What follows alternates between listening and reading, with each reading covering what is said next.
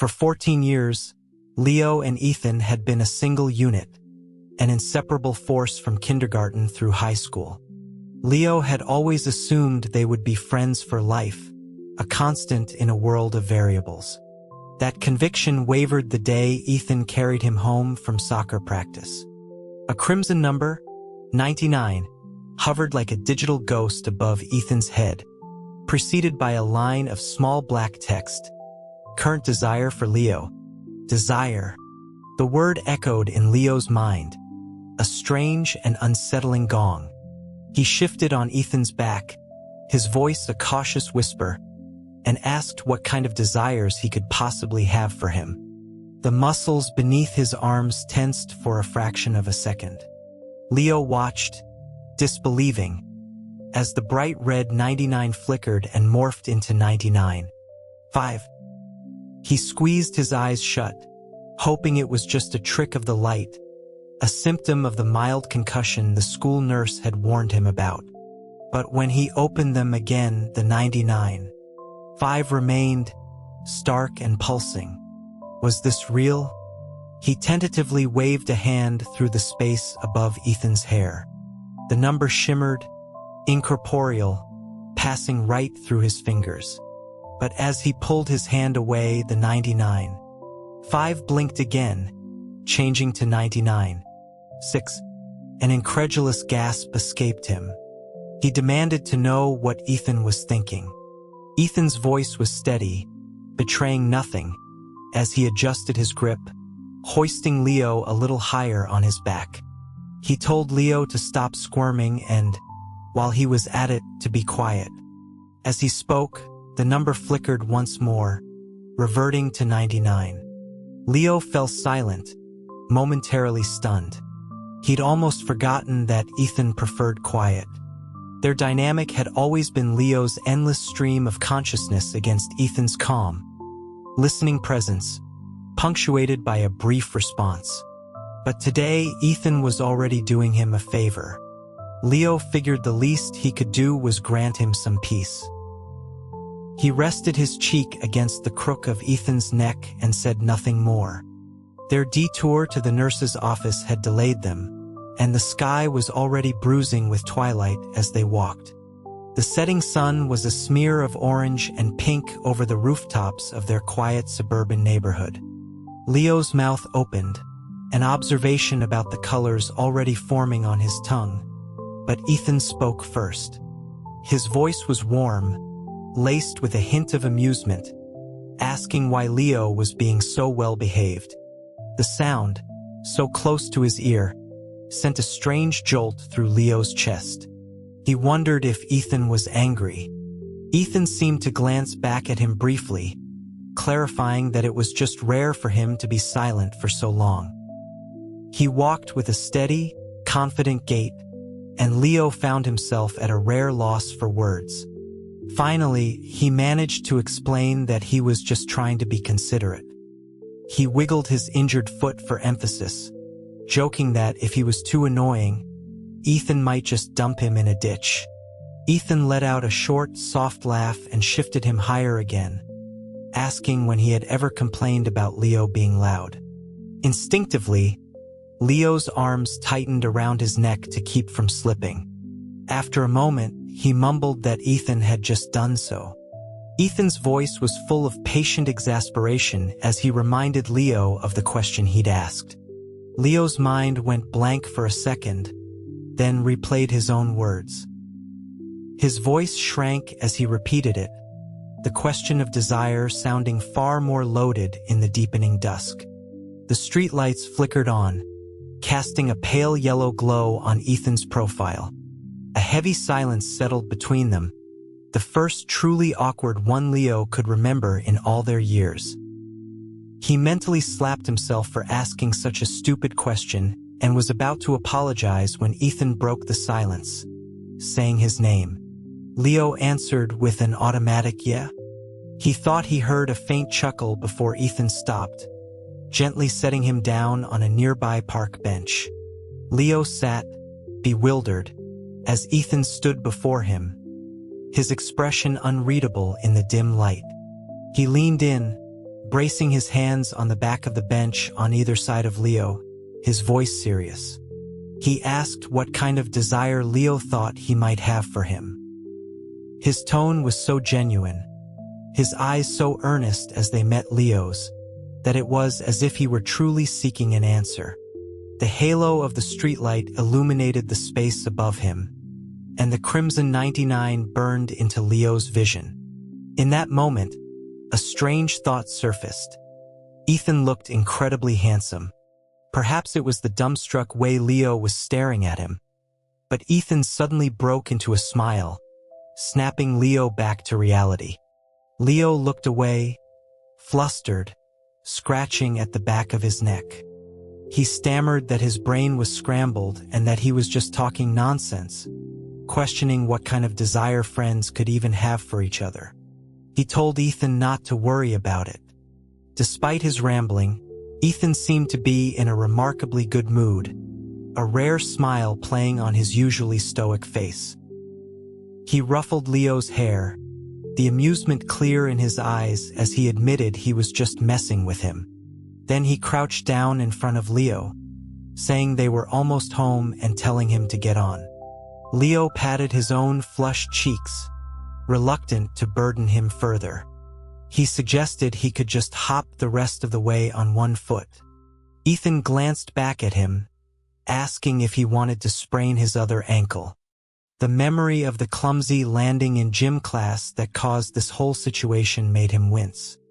He offered a sincere apology and obediently wrapped his arms around Ethan's shoulders. Ethan secured his legs and lifted him effortlessly. He asked quietly if Ethan was sure he wasn't tired, convinced he was heavier than he looked. Ethan just shook his head as they turned into their subdivision, assuring him he wasn't heavy, just a little chubby in the face. Leo thought of his round cheeks in the mirror and fell silent again. Only Ethan remembered the scrawny, sharp-chinned kid he used to be. Soon they were standing below Leo's house. He looked up and saw the window to his apartment was dark. His dad wasn't home again. It was a familiar sight. He patted Ethan's shoulder and told him he could put him down. Ethan didn't move, instead tightening his grip. He stated they were going to his place. Without waiting for an answer, he started walking.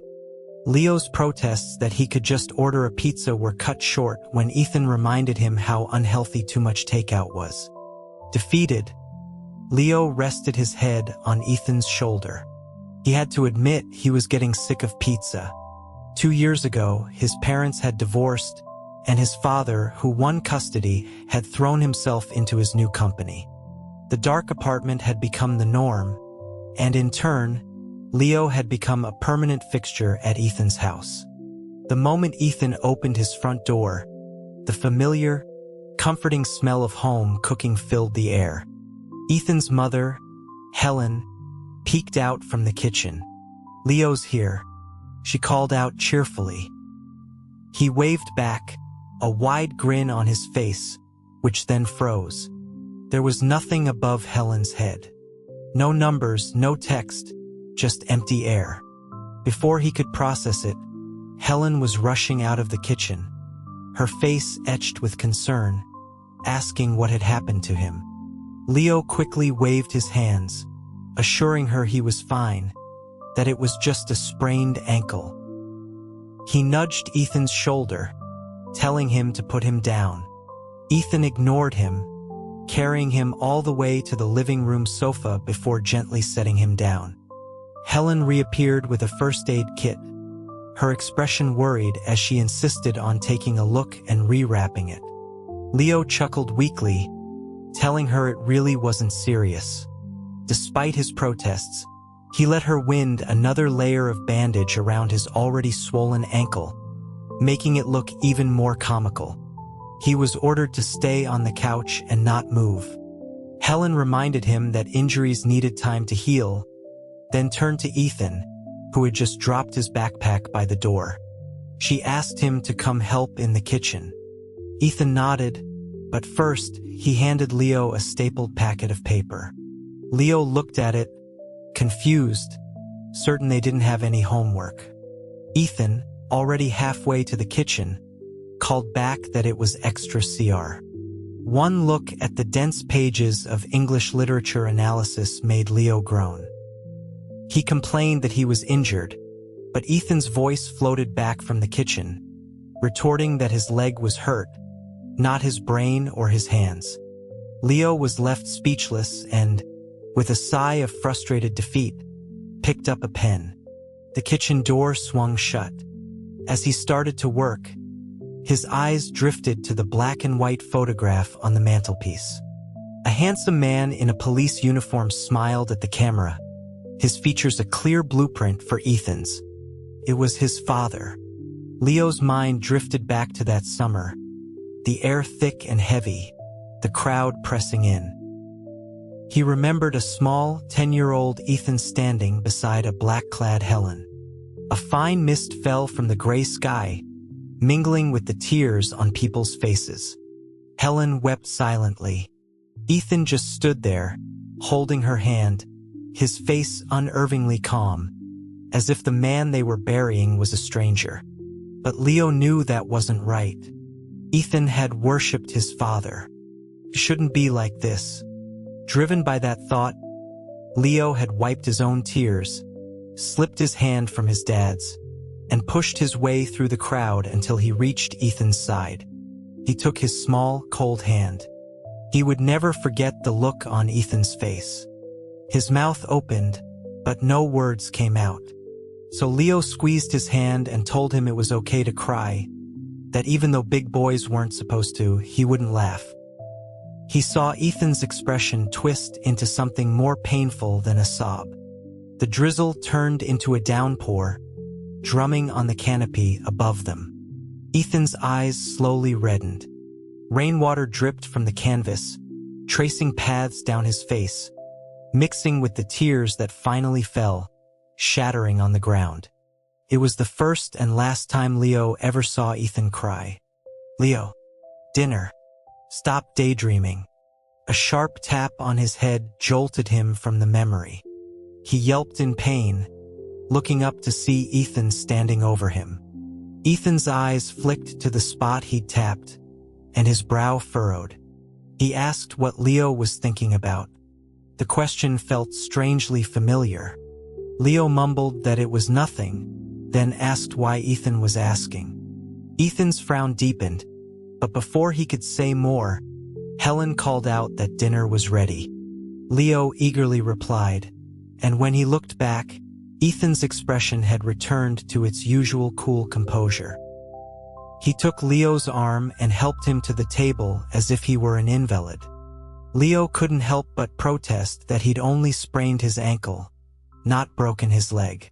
Ethan didn't reply, simply sat down and placed a piece of pot roast on Leo's plate. The delicious food instantly placated him. After a satisfying meal, Leo offered to help with the dishes, but was shooed out of the kitchen by both mother and son, who insisted the patient should rest. He flopped onto the couch, content. After finishing the essay, he was getting ready to head home when Helen stopped him. She said his dad had called and wouldn't be home tonight. Given his ankle, she suggested he just stay over. A smile spread across her face as she added that he could sleep in Ethan's room, so Ethan could look after him. He'd stayed over countless times before, but now, knowing what that crimson 99 represented, he felt a flicker of unease. He wondered what exactly that desire value meant. He mumbled that he didn't want to be a bother. Ethan walked through the living room with a spare comforter, glancing over at him. "When have I ever thought you were a bother?" Helen beamed. "All right, it's settled then. You two get to bed early." She disappeared into her room, and Ethan helped Leo to his. The door clicked shut. It was the same familiar room, but staring at the 99 still hovering over Ethan's head, Leo felt a strange tension. Something had changed. "Why are you staring at me?" Ethan's voice broke the silence, making Leo jump. He snatched his hand back, which had been resting on Ethan's arm for support. Ethan raised an eyebrow at his reaction. Scared you? Leo wanted to come up with a witty retort but found his mind blank. He opted for avoidance, throwing himself onto the bed.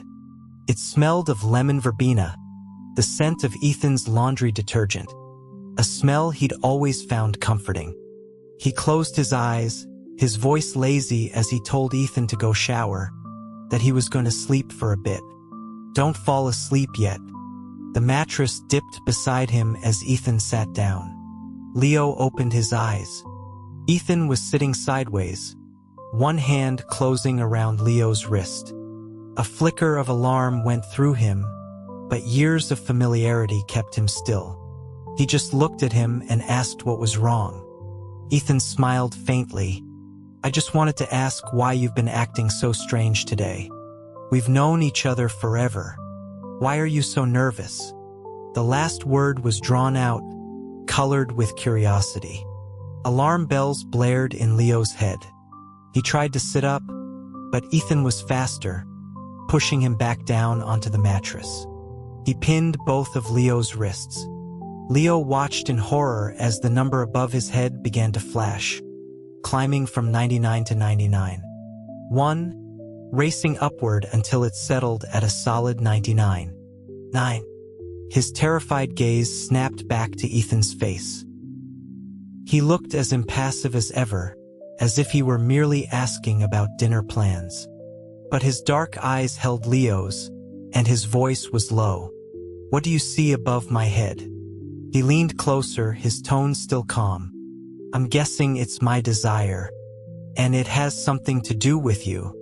Am I right? Leo had always known Ethan was smart, but this level of perception was terrifying. His heart hammered against his ribs. He turned his head, unable to look at him any longer, and forced a laugh. What? I have no idea what you're talking about. Don't change the subject. Ethan's fingers gently gripped his chin, forcing him to look back. But the sight of that deep, dark red 99 made his stomach clench. He didn't fully understand what this desire value was. Was it love? That didn't seem right. He looked into Ethan's eyes again. They were striking, almond-shaped with a slight upward tilt, but his gaze was as cool and detached as always. This wasn't how you looked at someone you loved. A pang of disappointment, strange and unwelcome, hit him.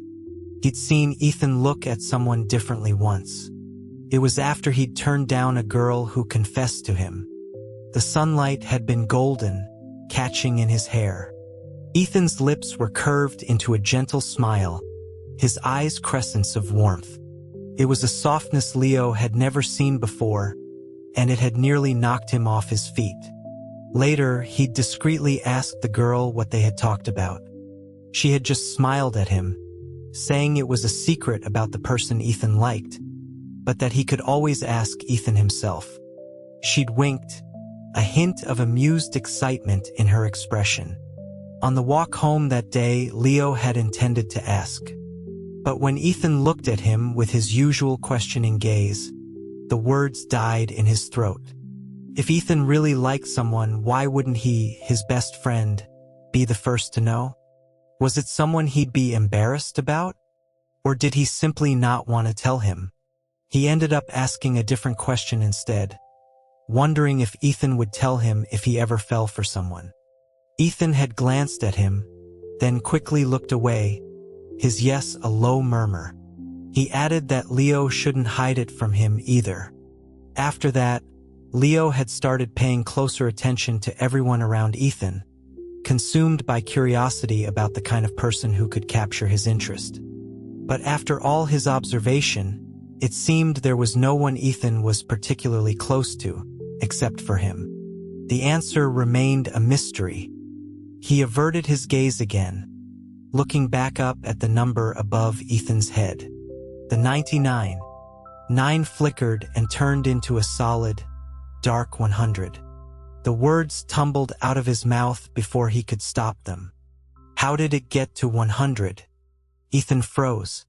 So did Leo. A frown creased Ethan's forehead. It reached 100. Still pinned beneath him, Leo felt his own brow twitch.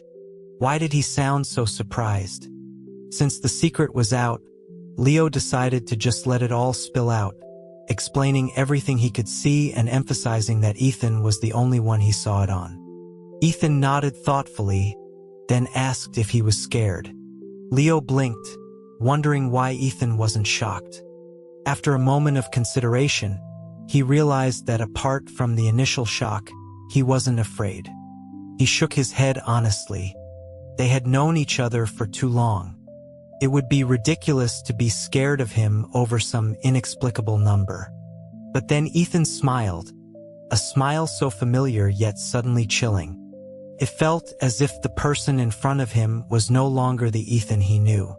"What if I told you," he said, his voice dropping, "the desire is real?" Leo stared at him. Ethan's gaze lowered, seeming to trace the lines of Leo's face, from his forehead, down his nose to his lips. The fingers holding his wrists began to softly rub the sensitive skin there. This felt wrong. Leo's voice trembled slightly as he asked what he meant. "Weren't you the one who said you weren't scared?" Ethan's voice held a teasing note, but the pressure on his wrists increased. Leo retorted that seeing something and experiencing it were two different things. Just as he was about to say more, his world went dark. Ethan had covered his eyes with one hand. His other hand was now free. As he started to push himself up, he felt a soft, cool touch on his neck, like the light press of lips. He froze completely. He demanded to know what Ethan was doing, yanking his hand away from his eyes. Ethan let go, and Leo scrambled up into a sitting position. The first thing he saw was the bright red tips of Ethan's ears. Ethan's skin was fair, so he flushed easily. Leo's own face felt hot, and his tongue felt thick in his mouth as he stammered, asking what that was supposed to mean. Ethan's ears and neck were crimson, but his face remained a mask of indifference. He looked at Leo for a few seconds before sighing, a sound of profound exasperation. He flicked Leo's forehead. "You're an idiot, Leo." Ethan went to take a shower, leaving Leo sitting on the bed, clutching his forehead, his mind in a daze. What just happened? He'd told Ethan about the desire value, and Ethan had said the desire was real. And then he'd kissed his neck. Kissed his neck. Leo let out a silent scream, his hand flying to the spot. Was that something friends did? No, absolutely not. He flopped back onto the bed and thrashed around, burying his face in the pillows. After his silent tantrum, he managed to wrap himself into a burrito with the comforter. But the spot on his neck where Ethan's lips had been was burning. What was going on? He began to chew on his knuckle, a nervous habit. Why would Ethan kiss him? Was it some weird ritual? A prelude to devouring him like some monster in a story? His imagination ran wild until a single, startling thought cut through the chaos. What if Ethan liked him? Impossible. They were both guys. That wasn't... The click of the bedroom door opening snapped his train of thought. "What are you doing wrapped up like that?" Ethan's voice came from behind him. Leo pulled the covers tighter over his head, his voice muffled. "None of your business." He heard a soft chuckle, followed by the sound of movement. He couldn't resist peeking out from under the blanket. His timing was perfect, or perhaps perfectly terrible. He locked eyes with Ethan, who was toweling his hair dry. It was almost January and freezing outside, but Ethan always wore a t-shirt after a shower, relying on the house's heating. The movement of his arms defined the lean muscle there. He smiled at Leo. Done hiding? Why did Ethan suddenly look even more handsome? Leo's mind went blank. He tried to scramble up, forgetting in his frantic state that he'd rolled to the very edge of the bed. Careful. In the split second it took for Ethan to drop the towel and lunge towards him, Leo tumbled off the mattress and onto the floor. He sat meekly on the edge of the bed as Helen entered with the first aid kit again, chiding them for roughhousing when they should have been sleeping. She gently tapped his head, and he mumbled apologies. Ethan took the antiseptic wipe from her, his head bowed. It wasn't his fault. It was mine. You should go to bed, Mom. I'll take care of it. Helen sighed, told him to be careful, and left. The door closed, and Ethan silently dabbed at the swelling bump on Leo's forehead.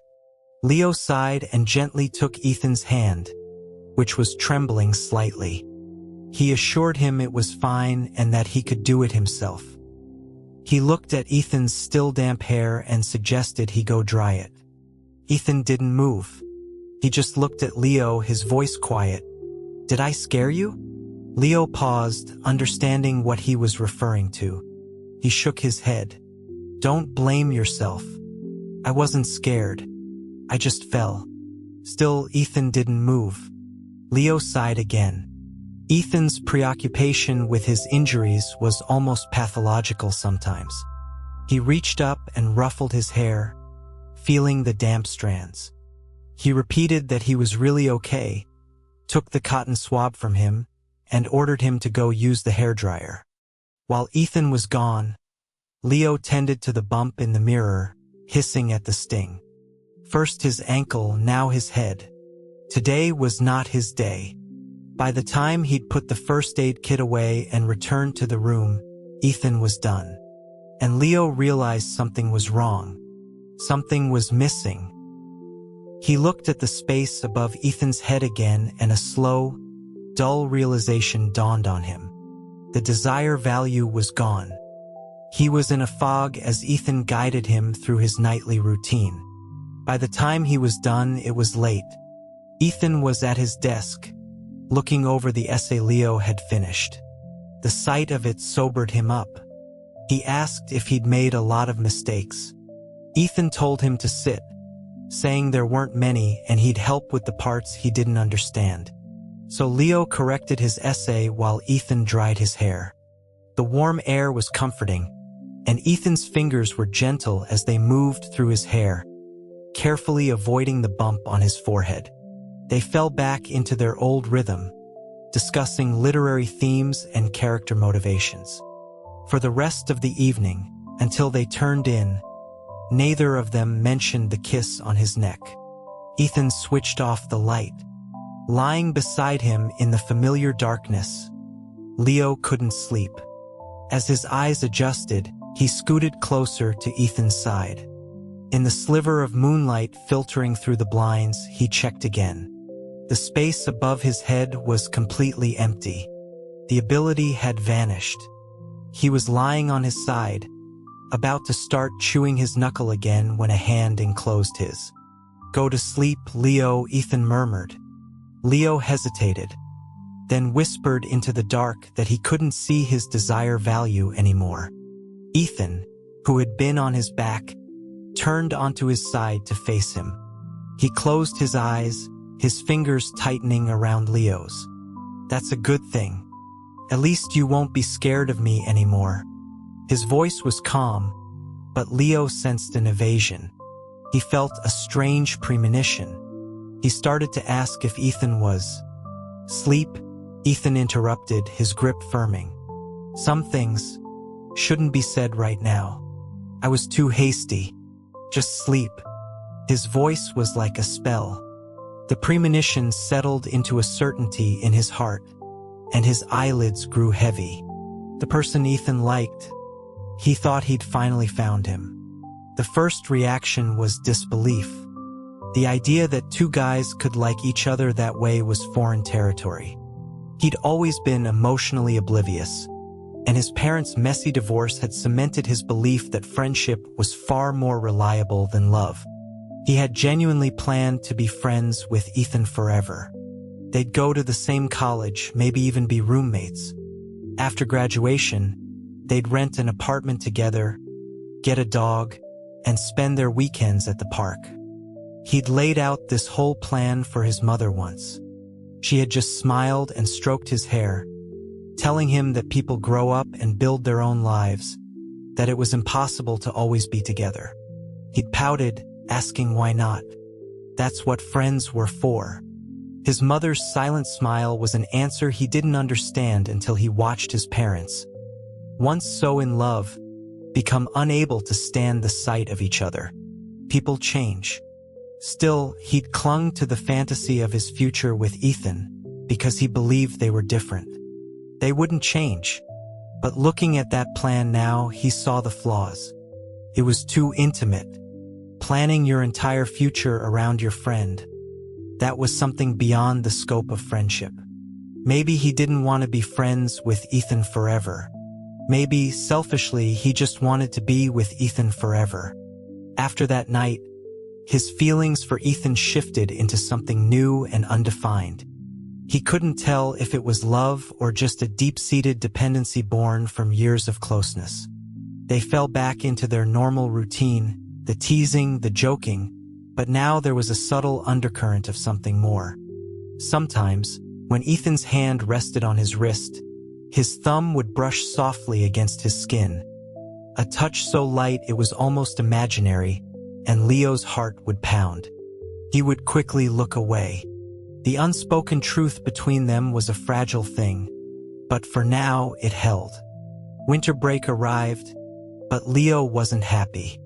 He'd managed to make Ethan angry. With Ethan's birthday approaching, Leo wanted to earn his own money for a gift. He couldn't ask Ethan, so he went to another friend, Ryder.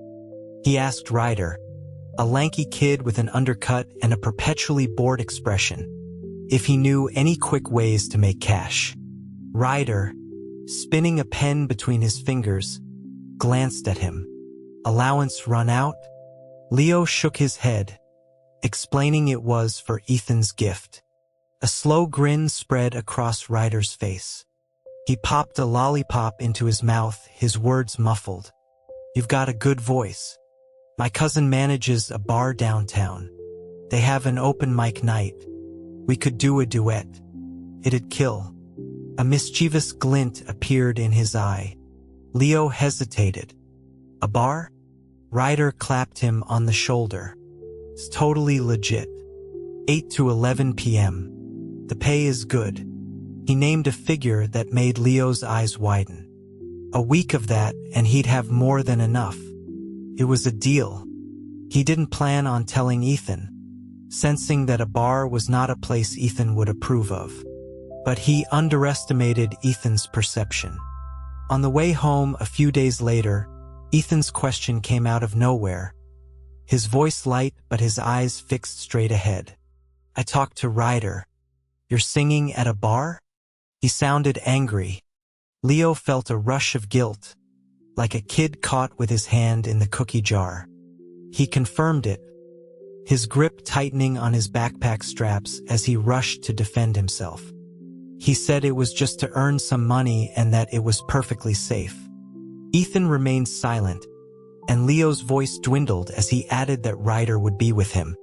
At that, Ethan finally turned to look at him, his brow furrowed. Why didn't you tell me? He wanted to say it was supposed to be a surprise, but he just mumbled that he didn't want him to worry. Ethan let out a slow, humorless smile.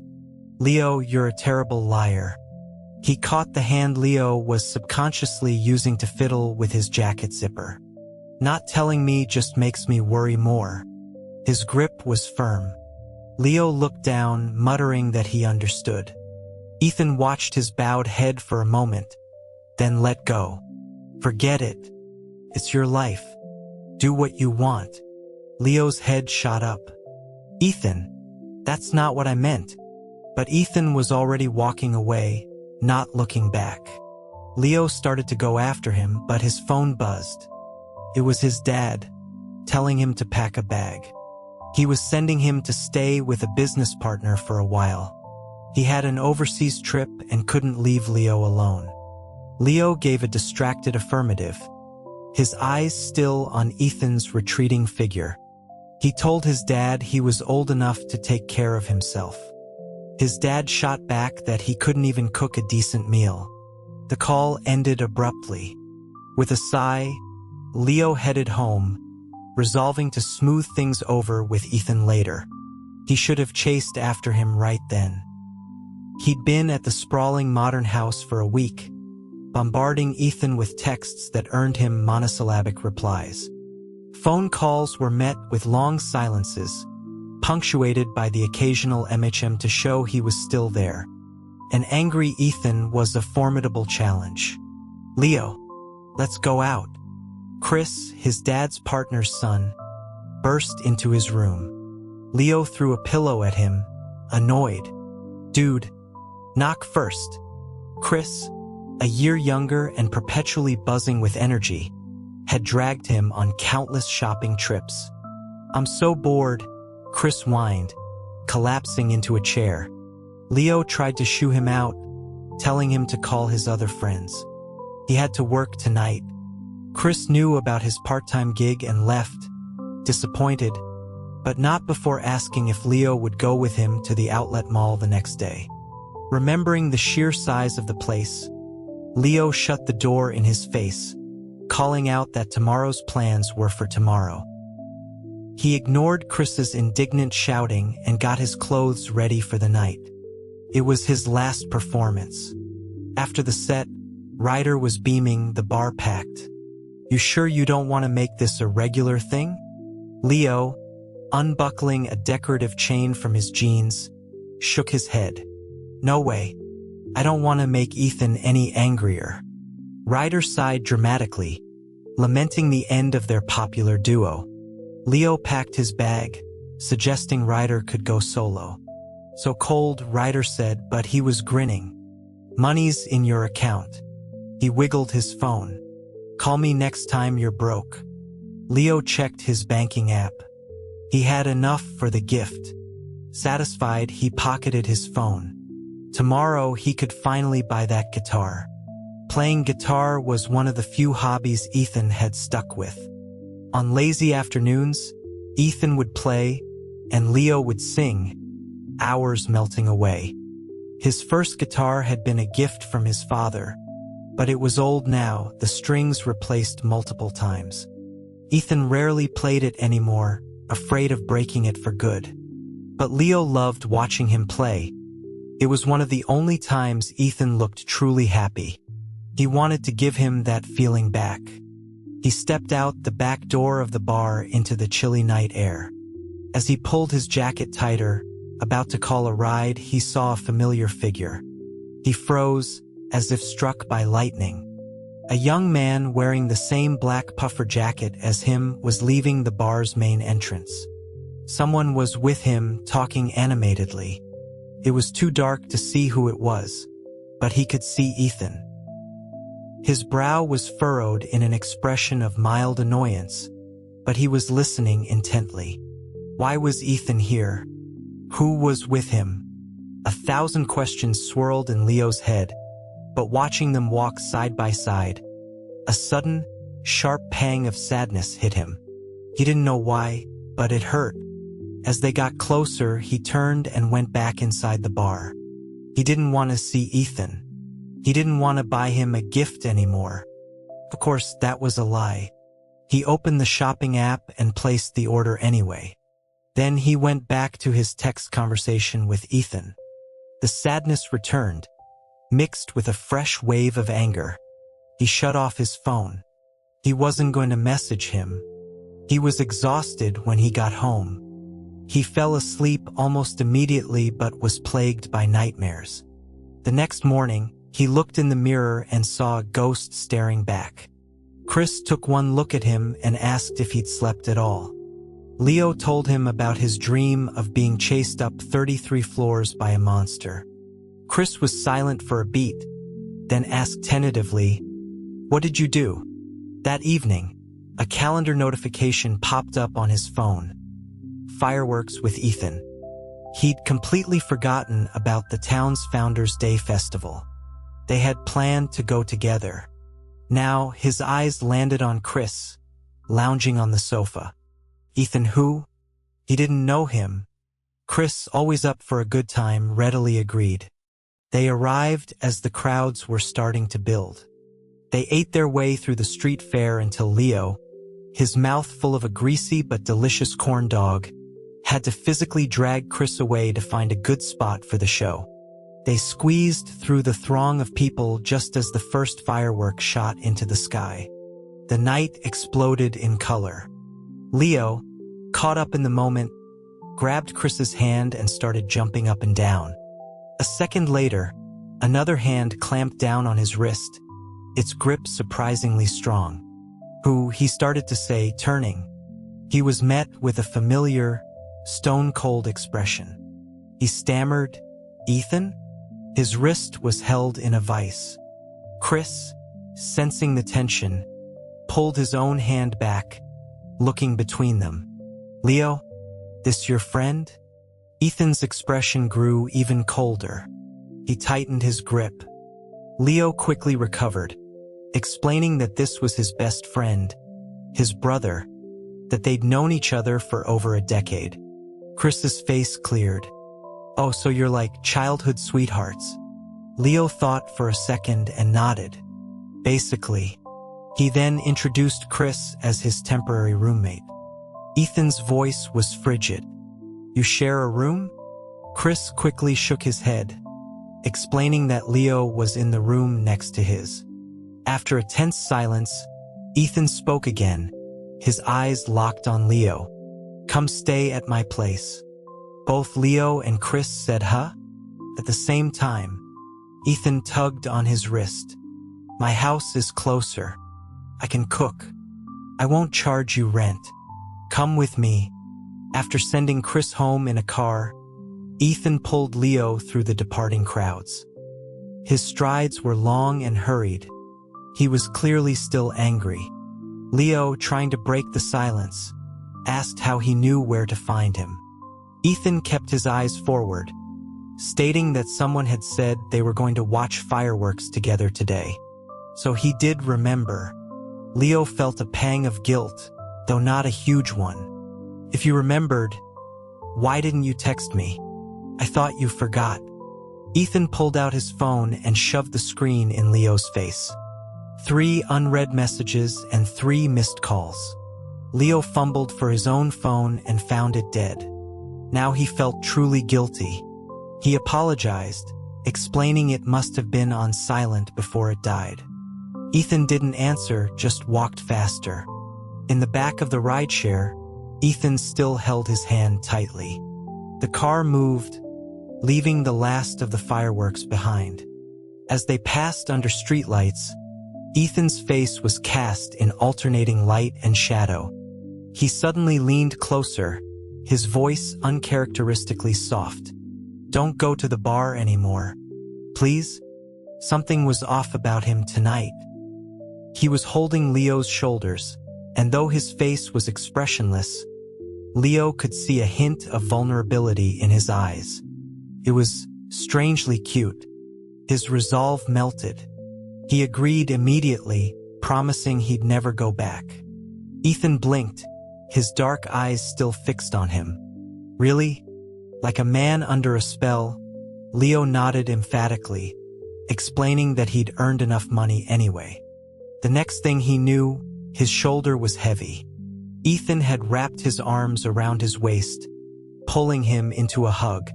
His voice was muffled against Leo's jacket. "I went to the bar last night to see you. You were really good." On stage, under the hazy, chaotic lights, the person had been captivating. The slim-fitting clothes outlined a youthful frame. The face was fair, the lips tinged red. He looked like a pristine flower in a murky pond. Ethan couldn't look away. He shouldn't be seen by anyone else, he'd thought, and now he held him tighter. The hug was so tight Leo could barely breathe, but something clicked in his mind. So that's why Ethan was there. He whispered that he'd seen him too with someone else. He admitted he was still curious about who it was. Ethan stroked his hair, his breath warm against Leo's ear. "That was Ryder. I was looking for you, But you left too fast. So he had been looking for him. A wave of happiness washed over Leo. A muffled laugh rumbled through Ethan's chest. Leo pulled back. What's so funny? Ethan's face was indistinct in the flickering lights, but his smile was clear. Your emotions.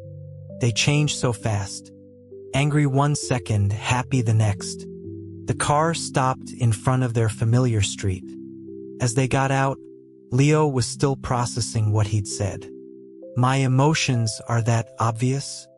His gaze drifted up to the blank space above Ethan's head. He recalled other times Ethan had seemed to look there. A wild thought struck him. Could Ethan see something above his head? Too? His emotions, maybe? His thoughts were a tangled mess as Ethan led him to the couch.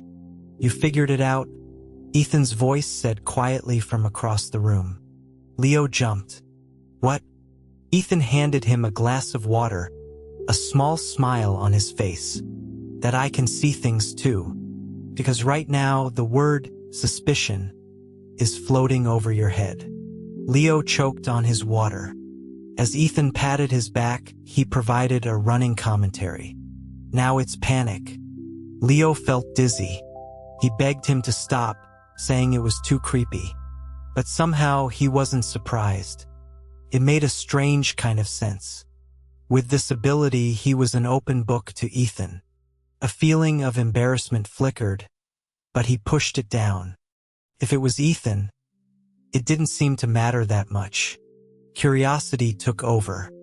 He asked when Ethan had first been able to see it. Ethan's hand stilled on his back. A few months ago. It was around the same time as him. He then asked if Ethan could only see his emotions. Ethan shook his head. I can see everyone's. Leo's mind reeled. This was not a normal world. But before he could spiral, Ethan stood up and told him to go take a shower. He handed Leo the pajamas he kept there and nudged him towards the bathroom. Leo called through the closed door that he'd need to go back to Chris's place to get his stuff. He heard a muffled MHM in response. Later, as he sat on the bed texting Chris, Ethan came over with the hairdryer and expertly started drying his hair. He told Ethan that Chris's dad would have a driver bring them over in the morning. Ethan's hands paused for a moment before he replied with a quiet okay. When he was done, Leo took the hairdryer from him and told him it was his turn to shower. Ethan went to get his clothes, but paused at the door and looked back. You should just live here. Permanently. Leo stared at him. Wouldn't that be too much trouble? No, Ethan said, his gaze intense. My mom is traveling the world now. She's hardly ever home. It's just me. Stay with me. Please? His tone was persuasive, coaxing. When Leo didn't answer, his eyes fell. I'm being too greedy. He looked like a kicked puppy. Leo couldn't stand it. He agreed instantly, shooing him into the bathroom. Ethan's triumphant smile didn't go unnoticed as he reminded Leo to make sure his hair was completely dry. The warm air from the hairdryer did little to cool his flushing cheeks. After he was done, he flopped onto the bed, wondering how he was going to explain this to his dad. Not that his dad would likely care. The thought was exhausting, and a wave of tiredness washed over him. He drifted off. In the hazy space between wakefulness and sleep, he felt a hand brush his forehead, and then a soft, squishy pressure on his lips. Felt like he was eating a gummy candy. He parted his lips instinctively, but the sensation vanished. The gummy was gone. He blearily opened his eyes to darkness. He was tucked in, and Ethan was sleeping soundly beside him. He hadn't had snacks in a while. He made a mental note to buy some gummies tomorrow, and fell back asleep. The next morning, his lips were swollen and slightly sore. He stared at his reflection in the mirror, groaning. Ethan came up behind him, peering at his reflection too. They were fine last night. Leo asked him if he had any idea what could have caused it. Ethan avoided his gaze, his expression suddenly grave. He asked if he should get some ointment. Seeing him actually move towards the first aid kit, Leo quickly stopped him, saying it was a minor thing and would go away on its own. Their things from Chris's house arrived early. As they were packing up the last of Leo's belongings, Chris looked at him sadly. "You'll still hang out with me, right?" Leo sighed and slung an arm around his shoulders. "Next time, for sure." Chris's eyes then fell on his mouth. "Whoa, what happened to your lips?" Leo instinctively pursed them. Suddenly, Ethan pulled his arm away and, grabbing the suitcase, said curtly that they were done and had to go. On the car ride home, Ethan took a call. Leo fiddled with his phone, sneaking glances at him. He had a strong profile, sharp nose and thin lips that made him look severe when he wasn't smiling. His eyes drifted down to Ethan's neck. His skin was so pale. A few red marks would show up so clearly. Whoa. He slapped his own cheeks. What was he thinking? His phone buzzed. A delivery notification. Tomorrow was Ethan's birthday. When Ethan hung up, Leo poked his arm. "Big day tomorrow. Any plans?" Ethan caught his hand. "You seem excited. What did you get me?" Leo leaned back, a grin spreading across his face. "You'll find out after midnight." That evening, while Ethan was helping him put his clothes away, the delivery arrived. He convinced Ethan to take a shower first, then snuck outside to retrieve the guitar. There was nowhere to hide something so large, so he ended up stashing it in the back of Ethan's closet. Now all that was left was the cake. He came out of his own shower, humming, to find Ethan neatly folding the last of his shirts, about to put them in the closet. The very closet now containing a guitar. Leo dashed across the room, planting himself between Ethan and the wardrobe. "Hey, leave it. I'll do it myself." Ethan, his hair still dripping, glanced at the top of Leo's head, then obediently put the clothes down. Leo's stomach dropped. He'd forgotten. Of course Ethan knew. A slow smile spread across Ethan's face.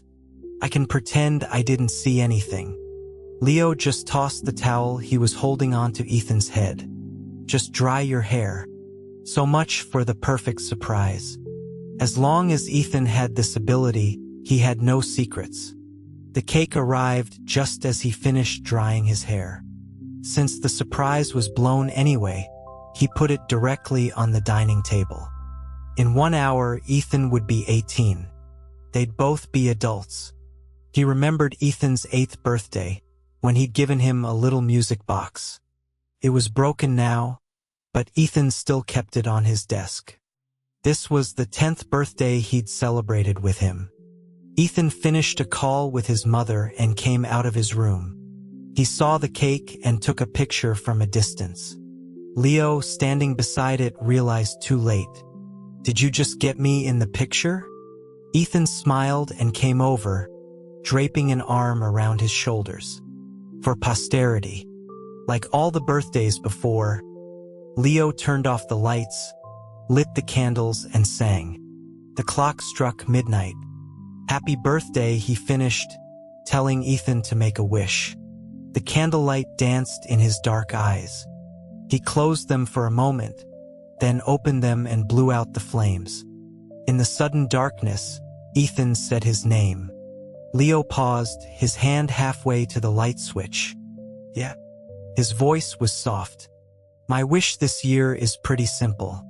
Can you grant it for me?" Leo stood frozen, a vague premonition stirring in his chest. He matched Ethan's quiet tone, afraid to break the fragile atmosphere. "What's your wish?" After a few seconds of silence, he was pulled into a warm embrace.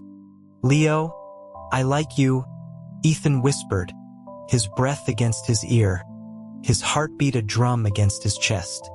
"My wish is for you to be with me. The words hit him like a physical blow. Knowing it was one thing, hearing it said aloud was another. His face burned, but he managed to keep his voice steady. But I don't know if I like you that way. The arms around him went rigid. What does that mean? Leo tried to articulate the jumble of thoughts he'd found online. He explained that of course he liked him, but he couldn't tell if it was the love between friends or the love between partners. The hands on his waist loosened. So how do you find out? Leo scratched his head, admitting he didn't know. Before he could say more, his mouth was captured. Ethan's kiss was urgent, almost desperate. Leo instinctively pulled back, but Ethan's hand cupped the back of his head, holding him in place. He had never seen Ethan so frantic. When he was finally released, gasping for air, he demanded to know why Ethan had bitten him. The lights flicked on. Ethan stood there, face impassive, but his lips were red and his eyes were glistening. He hadn't seen Ethan cry since he was 10. Panic seized Leo, overriding the familiar sting in his own lips. He begged him not to cry, not on his birthday. As a tear threatened to spill, Leo acted on pure instinct. He grabbed Ethan's shoulders and kissed him back, his eyes open, watching his face. "Don't cry, okay?" He mumbled against his lips. He was silenced as the kiss changed. The urgency was gone, replaced by a deep tenderness that stole his breath. When Ethan finally pulled away, his eyes were clear, though his face was flushed. He took Leo's hand, his voice hesitant. "Did that disgust you?" Leo thought about it honestly and shook his head. "Actually, it was kind of nice." Ethan stared at him for a second, then broke into a radiant smile. "So, will you be with me?" His smile was transformative, softening his features. Leo's heart skipped a beat. He told Ethan to stay put, then ran to the bedroom and retrieved the guitar. "Happy birthday." Ethan's eyes lit up. He took the instrument and strummed a few chords, the notes flowing into a familiar melody he often played. Leo started to sing along. When the song ended, Ethan set the guitar down, his eyes getting misty again. Leo quickly leaned in and gave him a soft kiss. "You play beautifully." Ethan pulled him into a tight hug. Leo patted his back, his voice a whisper. "I figured it out now." "What?" I said, "I like you, Ethan. Let's be together." Dating Ethan was even more intense than he'd imagined. The cool, reserved boy he knew turned out to be an incredibly clingy boyfriend. They went to the same university, but different majors on different campuses meant they didn't see each other during the day. They both opted out of dorms, continuing to live in Ethan's house. Their social circles were so intertwined that they were almost always together outside of class. It still wasn't enough for Ethan. One night, Leo pushed him away, breathless. "No more kissing. My tongue is numb." Ethan said nothing, simply lowered his head and started kissing his neck. The tickle of his hair on Leo's shoulder was distracting. He pushed at him again. "Ethan, can we please take a break?" Ethan lifted his head, a pout on his face. "I have a full day of classes tomorrow. I won't see you at all. I'll miss you." He started to lean in again, and Leo quickly scanned his own schedule in his mind. He offered a compromise. He had fewer classes and would come sit in on his. But for tonight, they needed to rest. Ethan reluctantly agreed. And that was just a small example. His hyper-awareness of Leo's safety had only intensified. It had reached the point where Leo no longer found it strange that Ethan had a location tracker installed on his phone. He knew Ethan was insecure, so he made sure to give him all the security he could. He never hid their relationship. On campus or off, they held hands, they hugged. He only drew the line at public kissing because Ethan had a tendency to get carried away. Incidentally, Ethan's strange ability had also vanished the day they got together. Leo had asked him about it repeatedly. Ethan had confirmed it, kissing his eyes gently, saying he couldn't see anything anymore. Leo had researched it, finding countless wild theories online. He preferred to believe that Ethan had simply known him so well that his brain had found a way to visualize his emotions. As for the desire value he saw, that remained a mystery. But it didn't matter anymore. Ethan came into the bedroom, toweling his hair, and pressed a kiss to the back of Leo's neck.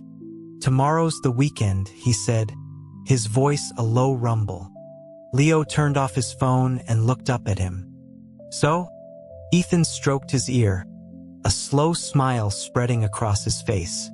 "So we can sleep in." Leo understood. He put a hand on Ethan's chest, stopping his advance, his tone serious. "When I say stop, I mean it. You have to actually stop. Understood?" Ethan nodded. The next morning, Leo's voice was a hoarse whisper as he banished Ethan to the sofa for the next week.